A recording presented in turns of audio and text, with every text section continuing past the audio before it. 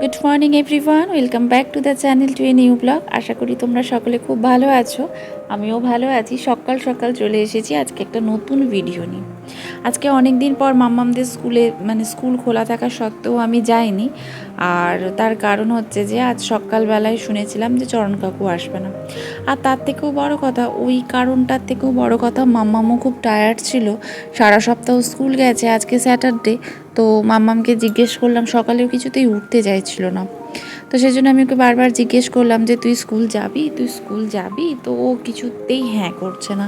সচরাচর ও স্কুল যেতে চায়, কখনো না করে না, কিন্তু আজকে কিছুতেই ও হ্যাঁ করলো না। মানে ওর স্কুল যাওয়ার মতন কোনো ইন্টারেস্ট দেখতে পেলাম না। তা আমি ভাবলাম ঠিক আছে, বাচ্চা মানুষ, একটা দিন রেস্ট নেই। আর শনিবার এমনিও অনেকটাই কম ক্লাস, মানে ছুটি তাড়াতাড়ি হয়ে যায়। তো সেই জন্য আজকের দিনটা ওকে রেস্টই দিলাম। তো যাই হোক, এখন সকাল সকাল ওই জন্য চলে এসেছি। তো বাড়িতে থাকলে সকালটা আমার একটু দেরিতেই হয়। এখন ঘড়িতে বেজে গেছে প্রায় 8:30। আর রাত্রিবেলায় যেহেতু সমস্ত কাজ করে শুই, এখন যেহেতু আমাদের বাসন মাজার দিদি নেই, প্রায় 15-20 দিন হতে গেল। তো কি বলো তো, রাত্রিবেলায় না আমি সমস্ত কাজ গুছিয়ে বাসন ধুয়ে পরিষ্কার করে শুই। হ্যাঁ, অবশ্যই রান্নাঘর মোছা হয় না, রান্নাঘর মোছাটা সকালে চরণ কাকু এসে মুছে দেয়। আর আমাকে মুছতে হয় না, রান্নাঘর মুছে পরিষ্কার করে দেয়। কিন্তু রাত্রেবেলায় যেহেতু বাসন ধুয়ে সব কাউন্টার টপ গুছিয়ে রাখি, সেই জন্য সকালবেলায় উঠে রান্নাঘরটা আমার দেখতে খুব ভালো লাগে। তো যাই হোক, এখন সমস্ত কিছু রান্নাঘর মোছা টোচা হয়ে গেছে। আর এখন আমি চলে এসেছি বাসনগুলো প্রথমে গুছিয়ে নেবো। আর আজ প্রায় 1.5 সপ্তাহ পর যেহেতু বাড়িতে আছি, তো সেই জন্য ভেবেছি আজকে কাউন্টার টপ আর মানে যে ড্রয়ারগুলো আছে, ক্যাবিনেটগুলো, তো সেগুলো ভালো করে একটু মানে এমনি জাস্ট ভেজা ন্যাকড়াই করে মুছে নেব। কারণ ওগুলো যদি একটুখানি আমরা প্রত্যেক সপ্তাহে একবার করে ক্লিন করি, তাহলে কিন্তু ভালো থাকবে। তো দেখো, এইটুকু ভিডিওর মধ্যে বাড়ির কাজ দেখাতে দেখাতে সব কাজ তো তোমাদেরকে দেখানো যায় না। তো মাম্মামের স্কুল থাকার জন্য এই সমস্ত কাজগুলো আমার করা হয় না, কারণ স্কুল থেকে এসে আমি অন্য সব কাজে ব্যস্ত হয়ে যাই। তো আজকে যেহেতু বাড়িতে আছি, আর দেখবে সকালে ঘুম থেকে ওঠার পর বাড়িতে থাকলে যেহেতু ঘুমটা একটু ভালো হয়, আর ঘুম থেকে ওঠার পর এনার্জি লেভেলটা হাই থাকে। আর যেহেতু সকালবেলাটাই সেরকম সমস্ত কাজ গুছিয়ে রাত্রে শুই, তো অনেকক্ষণ রেস্ট পাওয়ার পর সকালে এনার্জি লেভেল হাই থাকে। তো সেই জন্য কাজ করতে কোনো কষ্ট হয় না। তো যাই হোক, আর যেহেতু মাঝেও একদিন স্কুল ছুটি ছিল মে ডেতে, তো সেই দিন আমি সকালবেলায় গিয়েছিলাম বাবা মাকে নিয়ে টেস্ট করানোর জন্য। তো ব্লগ যেহেতু 10-15 মিনিট বা 20 মিনিটের হয়, সেখানে তো সব কিছু নিশ্চয়ই শেয়ার করা সম্ভব নয়, বাড়ির কাজ দেখিয়ে সব কিছু। তো ওই দিনও আমি বাড়িতে ছুটি ছিল, তো কিন্তু ওই দিন ছুটি থাকলেও আমি কয়েকটা ছুটিতে বাড়িতে থাকতে পারিনি। বাবা মার ডাক্তার দেখানো, বাবা মার চেক আপ, টেস্ট, এইসব বিভিন্ন কাজে ব্যস্ত ছিলাম। আর কাল যেহেতু সানডে আছে, তো কালকেও বাড়িতে থাকলেও আমি কিন্তু ব্যস্ত থাকবো, সকাল থেকে বেরিয়ে যাব। আর কালকে বাবাকে একটু চোখের ডাক্তার দেখাতে নিয়ে যাব। তো যার কাছে দেখাতে নিয়ে যাব, সে কলকাতা থেকে আসে, তো অনেক লাইন পড়ে, প্রায় 8:30, 8:45 আমি বেরিয়ে যাব। কখন বাড়ি আসবো তার ঠিক নেই। তো সেই জন্য কালকে আর মানে কিছুই হচ্ছে যে মানে ভিডিও করতে পারবো না, বা কি করব আমি নিজেও জানি না। আর বাড়িতে তো থাকবোই না, তো সেই জন্য আজকে কাজগুলো আমি একটু গুছিয়ে নিচ্ছি। তো তাই ভাবলাম যে আজকে যখন বাড়িতে অনেক দিন পর আছি, তো সেই জন্য ভালো করে ক্লিনিংয়ের কাজটা করে নিই। তো মাম্মামদের এই শুক্রবারই স্কুল হয়ে ছুটি পড়ে যাবে, তো 1 মাস ছুটি থাকবে। তো অনেকটা দিন ছুটি থাকবে, তো স্কুলে যাই না, কিভাবে টাইম কেটে যায় মানে ভাবা যায় না। বন্ধু বান্ধবদের সাথে এত, মাম্মামদের যে স্কুলের ফ্রেন্ড, মানে যে মানে ক্লাসমেটরা, তাদের মায়েদের সাথে এমন বন্ধুত্ব হয়ে গেছে যে ওরাই এখন খুব কাছের আপন হয়ে গেছে। বিভিন্ন কথা, সুখ দুঃখের কথা, স্কুলে গেলে ওই সব গল্পের জন্য স্কুল যেতেও ইচ্ছে করে।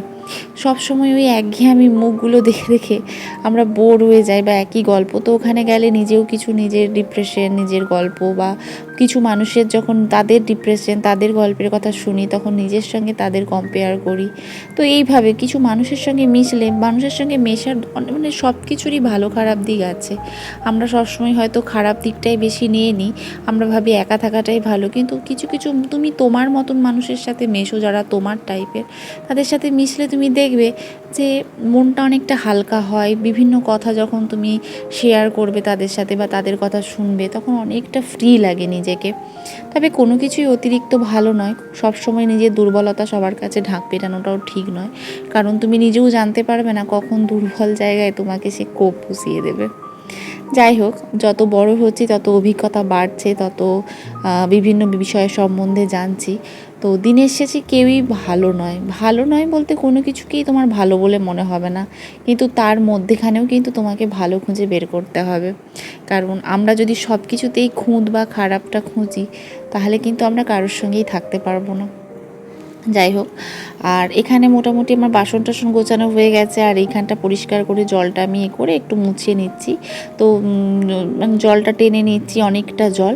তারপরে আমি এই দিকের কাউন্টার টপটা ক্লিন করব। তো তার আগে আমি চাটা বসিয়ে নেব, কারণ চাটা যেহেতু হতে অনেকটা টাইম লাগে আর একটু কড়া করেই করা হয়, তো সেই জন্য আজকে সকালে ঘুম থেকে উঠে দেখি আমার ফোনে সকাল 7টার সময় মেসেজ এসেছে যে কোম্পানি থেকেই যে নাকি খুব ঝড় বৃষ্টি, বিদ্যুৎ চমকাবে, এইসব 50 থেকে 60 কিলোমিটার বেগের ঝড়ো হাওয়া বইবে। তো আমি সকালবেলায় উঠে জাস্ট চমকে গেছি। তোমরাও দেখে বুঝতে পারছো যে কী পরিমাণ রোদ উঠেছে, মানে রোদটা যথেষ্ট ভালো উঠেছে এবং রোদের তেজও আছে। হ্যাঁ, সেরকম তাপদাহের মতন রোদ নেই, কিন্তু রোদের তেজটা ভালো আছে। তো যাক, এখানে এখন চাটা বসিয়ে দিলাম। আর ওইদিকে এখনও দুধ আনেনি চরণ কাকুরও ঠাকুর ঘর হয়ে গেছে, নিচে গেছে ফুল তুলতে। ফুল তুলে তারপরে দুধ আনতে যাবে। তো তোমরা দেখে বুঝতে পারছো যে কি পরিমাণ রোদটা এসে পড়ছে। তো আমি যখন ঘুম থেকে উঠে জানলাটা খুলি, তখন দেখছি অসম্ভব রোদ উঠেছে। যাই হোক, রোদটা দেখতে ভালোও লাগছে। আর এইদিকে আমার চাও বসে গেল। আর আজকে স্কুলে যায়নি বলে বাড়িতে অনেকগুলো কাজ হলো, কিন্তু স্কুলটাকেও মিস করছি। তার কারণ সবাই গেছে, আর গিয়ে মজা আড্ডা হাসি, সেই মানে ওদের যখন আমরা সব যেহেতু প্রায় সেম এজ, তো সেই গল্প মজা হাসি এই সমস্ত করতে করতে মনে হয় যেন আমরা সেই কলেজ টাইমে পৌঁছে গেছি। তো যাই হোক, খুব ভালো লাগে। তো যাক, সানডের দিনও হবে না, মানডে থেকে আবার এই 4টে দিন আর বন্ধ করব না, কারণ তারপর আবার হচ্ছে গ্রীষ্মের ছুটি পড়ে যাবে। আর মাম্মামরাও না স্কুলে গেলে ওদেরও ভালো লাগে, ওদেরও একটু অ্যাক্টিভই লাগে। আর স্কুল থেকে আসার পর ওরাও অনেকটা, ওদেরকে এনার্জেটিক লাগে।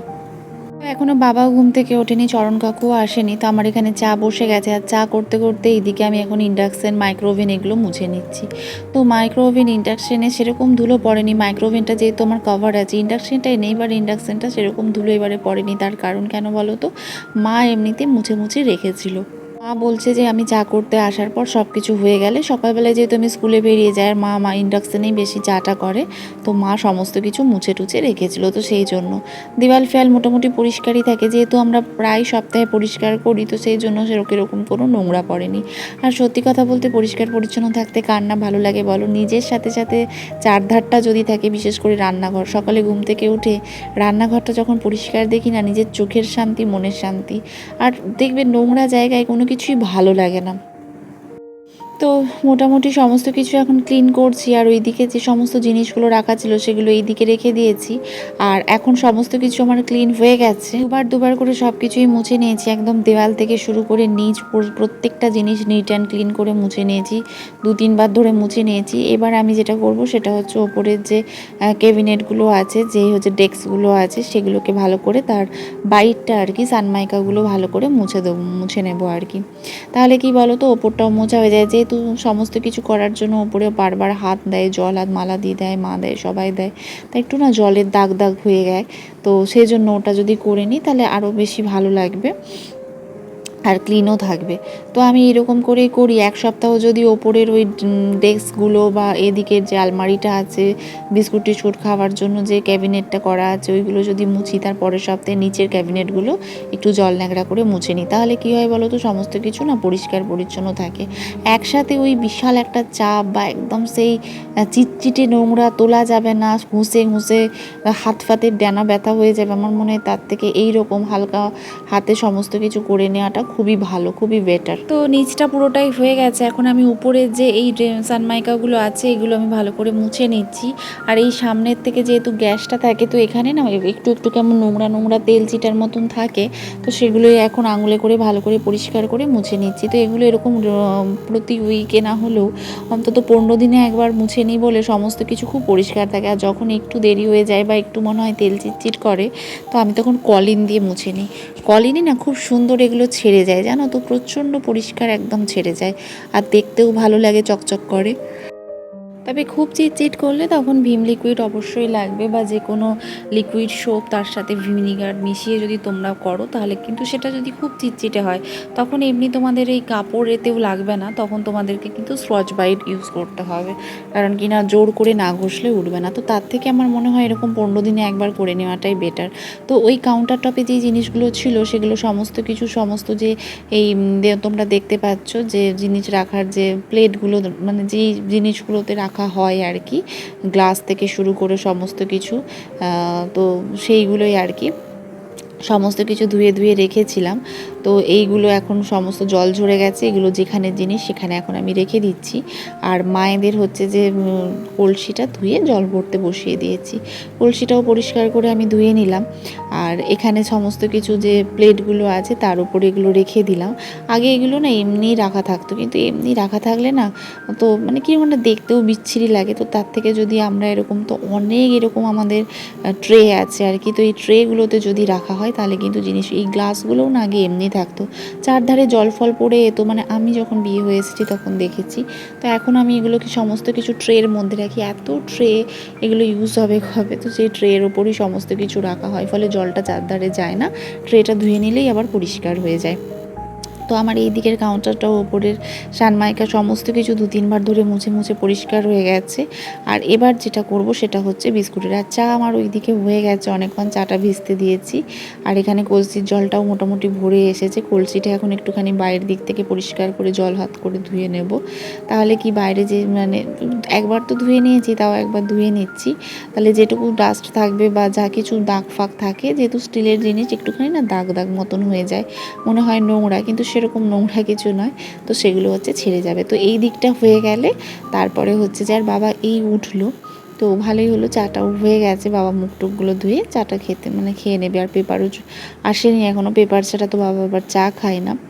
আর দিয়ে এখন বিস্কুটের ওই জায়গাটা এখন মুছে নেবো আর কি। তো কলসি ভরা হয়ে গেছে, রেখে দিয়েছি, যেখানে জিনিস সেখানে সমস্ত কিছু রেখে দিয়েছি। এবার যে মাইক্রোওভেনের যে কাভারটা ওটা পরিয়ে দিলেই হবে, আর ব্যাস তাহলেই কমপ্লিট হয়ে গেল পরিষ্কার পরিচ্ছন্ন। সত্যি কথা বলতে সামান্য কিছু সময় দিলেই আমরা যদি একটু মানে টাচ আপ করে দিই তাহলেই কিন্তু অনেকটা পরিষ্কার লাগে। এগুলোকে টাচ আপ ছাড়া আর কি বলবো বলো, কারণ এটা তো আর ডিপ ক্লিনিং নয়, কারণ ডিপ ক্লিনিং করার প্রয়োজন হয় না আমাদের, যেহেতু রান্নাঘর সবসময় পরিষ্কার পরিচ্ছন্ন রাখি। তো তোমরাও যদি এইভাবে কাজের ফাঁকে ফাঁকে করে নাও তাহলে দেখবে তোমাদেরও কিন্তু চাপটা অনেকটা মুক্ত হবে। আর কেউ যদি হট করে চলে আসে তারাও দেখলে প্রশংসাই করবে যে এত ক্লিন, এত কি করে ক্লিন রাখা যায়। তো যাই হোক, রান্নাঘর যতটা ক্লিন রাখা যায় ততটাই মঙ্গল। আর এখন তো চিমনি বেরিয়ে এটা আরও অনেক ইজি হয়ে গেছে। তো এখন চাটা ছেঁকে নেব, চাটা ছেঁকে নিয়ে তারপরে এই দিকটা পরিষ্কার করব, তার কারণ চরণ কাকু চিনি দিয়ে চা খায়, আমার আর বাবার চাটা রেখে তারপর চরণ কাকুর চাটা করব। তো দেখতেই পাচ্ছ চায়ের কালারটা কীরকম এসেছে, তো মানে দারুণ এসেছে চায়ের কালারটা, এতক্ষণ যেহেতু ভিজেছে চাটা। তো এখন চাটা ছেঁকে নেব, তারপরে চরণ কাকুর চাটা বসিয়ে দেবো, কারণ চরণ কাকুর আসার সময় হয়ে গেছে। আর এইভাবেই না মেপে ঝুপে কাজ করলে দেখবে মানে টাইম ম্যানেজ করে কাজ করলে তোমার কাজটাও হয়ে যাবে, আর তার সঙ্গে কারোর কোনো কিছুতে মানে খাবার দিতে বা করতে টাইমও লাগবে না, দেরিও হবে না, তো সব কিছুই টাইম টু টাইম হয়ে যাবে। তো যাই হোক, আজকে এখন আমি চলে এসেছি বিস্কুটের এই কেভিনের চানাচুর বিস্কুটের এইটা পরিষ্কার করতে। তো এইগুলো প্রচণ্ড নোংরা হয়ে গেছে, তো ওই জন্য এইটা হচ্ছে যে সমস্ত কিছুগুলো নামিয়ে চানাচুর আর বিস্কুটের এগুলো একটু মুছে নিলাম, ক্যাবিনেটের মানে যে কাঁচগুলো আছে তো সেগুলো একটুখানি মুছে নিলাম। তার কারণ কি না একটুখানি মুছে নিলেই অনেকটা পরিষ্কার হয়ে যায়। নোংরা ঠিক নয় আসলে, চানাচুর টানাচুর অনেক সময় মানে যে পাতা ফাতাগুলো থাকে চানাচুরের মধ্যে বিভিন্ন রকম মশলা ওগুলো পড়েছে, ঝুড়ি ভাজা পড়েছে, ঝুড়ি ভাজাটা তাও অতটা নেই, কিন্তু চানাচুরের এই তাকটা না একটুখানি অগোছালো নোংরা হয়ে গিয়েছিলো। বিস্কুটের তাকটা অতটা নয়, কিন্তু আমি সবগুলোই মুছে নিলাম পরিষ্কার করে। তো এইভাবে সমস্ত কিছু টাইম ম্যানেজমেন্ট করে যদি করে নেওয়া যায় তাহলে দেখবে কাজটা অনেকটা ইজি হয়ে গেছে, সমস্ত কাজই অনেকটা ইজি হয়ে গেছে। তো এই বাইরে যে জিনিসগুলো দেখছো এগুলো কিন্তু পরিষ্কারই আছে, কিন্তু আর যেহেতু পেপার পেতে রেখেছি সেহেতু এগুলো পরিষ্কার করতেও আমার আধ ঘন্টার বেশি লাগে না, যতটুকু সময় নামাতে ওঠাতে আর পেপার পাততে আর তার মুছতে মানে আধ ঘন্টা 45 মিনিট লাগলেই কিন্তু এগুলোও হয়ে যায়। তো যাই হোক, সমস্ত কিছু এখানে ক্লিন মোটামুটি করে নিচ্ছি। আজকে অনেকটা কাজ, অনেক বড় একটা কাজ আমার এগিয়ে গেল। তো কৌটোগুলো নামিয়েছিলাম, সেই কৌটোগুলো আবার যেখানে যা জায়গায় সেখানে রেখে দিলাম। কৌটোগুলো নোংরা নয়, পরিষ্কারই আছে, তাই খালি কৌটোগুলো আর ধুলাম না। তো আরেকটু মানে সেরকম যেহেতু প্রতি মাসেই একবার করে আমি এগুলো ধুয়ে নেওয়ার চেষ্টা করি, তো সেই জন্য মোটামুটি ক্লিনই আছে, সে অগোছালো বা নোংরা কিন্তু নেই। তো মাম্মামও ঘুম থেকে উঠে গেছে, বাবাও বসে গেছে। তো এবার আর বেশিক্ষণ কাজ করলে এখানে চলবে না, এবার আমাকে চলে যেতে হবে ওই পাশে, কারণ মাম্মামকে খাওয়াতে হবে, ব্রাশ করাতে হবে। তো এতক্ষণ যেহেতু ওরা ওঠেনি সেই জন্য টাইমটা অনেকটা পেয়েছি, তাই করে নিলাম। তো মাম্মাম উঠে গেলেও বাবার চাটা রেখে দিলাম, আর ওইদিকে চরণ কাকুর চাও হয়ে গেছে, দিয়ে দিলাম। আর এখন আমি চাটা খেয়ে নেব, তার কারণ আমি যদি এখন আর চাটা রাখি তাহলে চাটা চা থাকবে না, জল হয়ে যাবে। আর মাম্মাম এখন উঠেছে, উঠে এখন টয়লেট করবে, ও সমস্ত কিছু করবে, তারপরে ওকে ব্রাশ করাবো, ততক্ষণে আমার চা খাওয়াও হয়ে যাবে। আর রান্নাঘরটা দেখো কত পরিষ্কার লাগছে, কতক্ষণই বা সময় লাগলো, তার মধ্যে রান্নাঘরটা কত ঝকঝক চকচক পরিষ্কার করছে, দেখেও চোখের শান্তি। তো এখন চা নিয়ে যখন যাচ্ছি বাইরে বসে চা খাবো, তো মনে হচ্ছে কত বড় একটা কাজ উদ্ধার করলাম। সত্যি কথা বলতে আমার এটা হয়, তো যখন বাবা মার টেস্টগুলো করে নিলাম বা ডাক্তার দেখানো হয়ে গেল, মনে হলো কত বড় পেন্ডিং কাজগুলো সব পড়েছিল, সেগুলো হয়ে গেল। তো কত পেন্ডিং কাজ পরপর করছি, আলমারিটাও গোছানোর কথা ছিল, হয়ে গেল। তো এইভাবে সময় বের করে করেই করতে হয়, ছোট বাচ্চা, তাকে পড়ানো, তার সমস্ত কিছু। আর রান্নাঘর দেখতে পাচ্ছ একদম নিট অ্যান্ড ক্লিন, কোনো কিছু একটু ধুলো নোংরা নেই। আর ঘড়িতে বেজে গেছে এখন প্রায় 9:30। তো চলো এখন চাটা খেয়ে নিই, তারপরে আসবো। আর এখানে আমার হাজব্যান্ড ভিজিয়ে রেখেছে মৌরি, পান মৌরি, এই মৌরি মিজরিও রোজ খায়। আর চরণ কাকুর চাটাও এখানে ফুটে গেছে, এখন ওটা দিয়ে দেবো। চাটা তো খাওয়া হয়ে গেছে, এখানে বাবার চাটা গরম করছি, অনেকক্ষণ সময় চলেও গেছে। মাম্মামের সকালবেলায় ঘুম থেকে উঠে মায়ের কাছে যে আদর খায়, সেই আদরও মোটামুটি আমার চা খেতে খেতে আমার কোলে বসে হয়ে গেছে। তো এখানে দুধটা এখন গরম করতে দেব, দুধটা গরম করতে দিয়ে মাম্মামকে ব্রাশ করাতে যাব, তাহলে এসে ওকে আমি দুধ মুসলিটা খাওয়াতে পারবো, কারণ ওকে ব্রাশ করাতে মানে একটা যুদ্ধ, আর ওকে ব্রাশ করাতে করাতে আমার দুধটাও ফুটে যাবে। তো চলো বন্ধুরা, দেখতে থাকো ভিডিওটা, আশা করি তোমাদের ভালো লাগবে। আর যারা এত দূর অবধি ভিডিওটা দেখেছো তাদের যদি একটুও ভালো লেগে থাকে, ছেড়ে যাওয়ার আগে অবশ্যই একটা লাইক, শেয়ার এবং সাবস্ক্রাইব করতে কিন্তু ভুলবে না। মাঝখানে দুধটা জানো তো খুব বাজে দিচ্ছিল, মানে একদম জল, মানে আমাদের যে রান্নার দিদি সেও মাঝে মাঝে গরম করতো, তো তখন সেও বলতো যে একদম জল, তোমরা কিছু বলো না কেন। আমি তো ভেবেছিলাম যে দুধওয়ালা চেঞ্জ করে দেবো বা বন্ধ করে দেবো, তাই আমুলের দুধ কিনে খাওয়াবো, কিন্তু তারপরে ভাবলাম যে না, 2-3 বছর হতে যাচ্ছে নিচ্ছি, একবার অন্তত আমার ইনফর্ম করা দরকার। তো তারপরে যখন ওদেরকে ইনফর্ম করলাম, তো তারপর থেকেই কিন্তু দুধটা দেখতে পাচ্ছ একদম ভালো। আর যেহেতু গিয়ে নিয়ে আসে, আর একদমই দেশি গরুর দুধ, আর যেহেতু নিয়ে আসে, তো দুধটা আরও ভালো, পাঁচমিশালি নয়। এখন তো গয়লাদের থেকে কি দুধ নেব বলো, পাঁচমিশালি দুধ, দেখতেই পাচ্ছ দুধটা কত ভালো, প্রচুর ছানা হয়। আর এটা গতকালের দুধ ফ্রিজে ছিল, তো ওটাও এখন গরম করে নিচ্ছি। তো চলো, মামামের ব্রাশ ট্রাশ হয়ে গেছে, এখন ওর খাবারটা আমি টেবিলে দিয়ে ঠান্ডা হলে তারপরে ওকে খাওয়াবো। তো মামামকে খাওয়ানো হয়ে গেছে, আর এখন চলে এসেছি আমি ব্রেকফাস্ট করব বলে। আর যেহেতু শনিবার, সেজন্য নিরামিষই, তাই ভাবলাম যে একটুখানি ঘিয়ে পাউরুটিগুলো একটুখানি জাস্ট সেঁকে নিই। তো ঘিতে পাউরুটিগুলো সেঁকে নিয়েছি, আর সঙ্গে নিয়ে নিয়েছি মুগের জিলিপি আর শশা। আর মারা খাচ্ছে যে দই চিড়ে, বাবাও খাচ্ছে দই চিড়ে, খাচ্ছে দই চিড়ে শশা। আর এখন চলে এসেছি ছাদে জামা কাপড় তুলতে, কারণ বিছানা টিছানা সমস্ত কিছু তোলা হয়ে গেছে, রুম টুম ক্লিন হয়ে গেছে।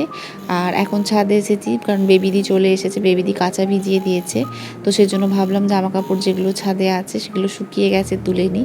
আর জামা কাপড় তুলতে এসে একবার ঠাকুর ঘরটা তোমাদেরকে ঘুরিয়ে দেখিয়ে নিলাম। তো চরণ কাকু সকাল সকাল একদম ঠাকুর বাসন সব ধুয়ে ঠাকুর ঘর মুছে টুচ্ছে একদম ক্লিন, নিট অ্যান্ড ক্লিন। আর একটু বাতাস দেয়নি আজকে, একটা গাছের পাতাও নড়েনি।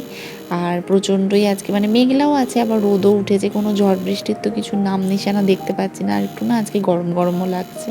তো যাই হোক, এখন মানে জামা কাপড়গুলো তুলে নেব। আর সঙ্গে মাম্মামও চলে এসেছে, তো আমি এসেছি দেখে ও চলে এসেছে, একা একা আর কি করবে।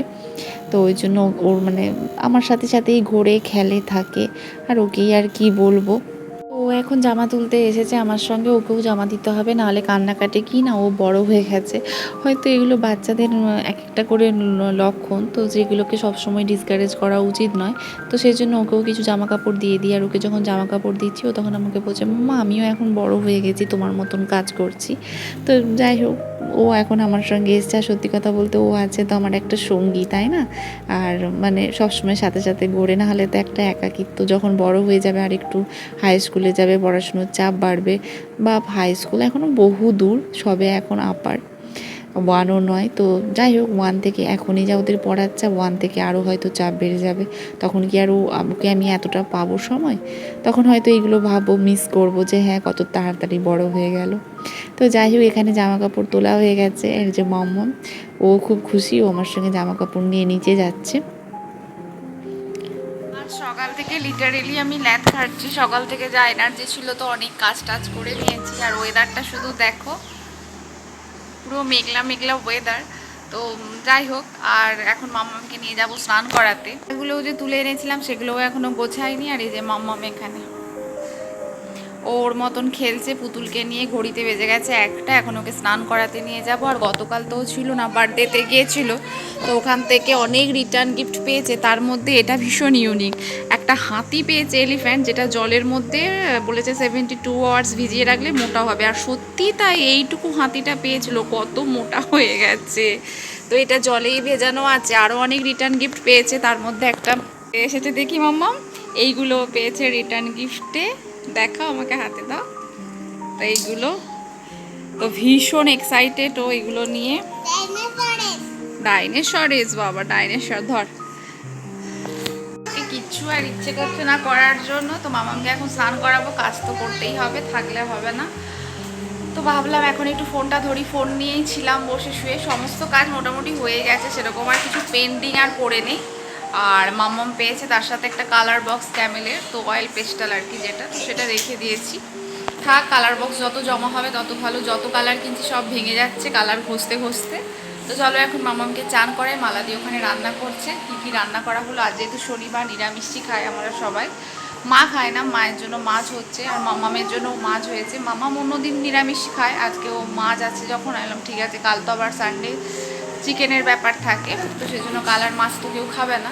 তো হয়ে যাক, বেকার পড়ে থাকলে ফ্রিজে বাসি হবে পড়ে পড়ে। তো চলো দেখতে থাকবো ভিডিওটা, আশা করি তোমাদের ভালো লাগবে।